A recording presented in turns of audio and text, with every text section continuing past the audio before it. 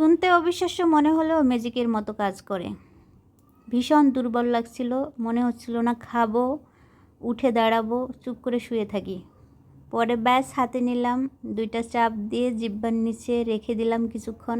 দেখতেই পাচ্ছেন আমার চোখগুলো ভীষণ ক্লান্ত, চোখেই বলে দেয় যে কতটা আজকে ক্লান্ত ছিলাম।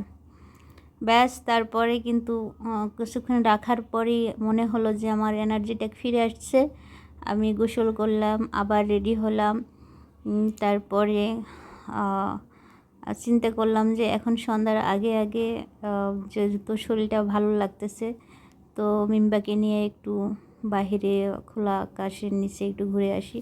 চলে গেলাম আজিজুল হক কলেজের মাঠে, ওকে নিয়ে বেশ কিছুক্ষণ মজা করলাম। তো দেখেন এটা হচ্ছে ননি। তো এটা আমরা এখন খাদ্য অভ্যাসগুলো নিজেরা খেয়েও মানে এনার্জি পাই না, কারণ তার মধ্যে কোনো ভিটামিন নাই বললেই চলে।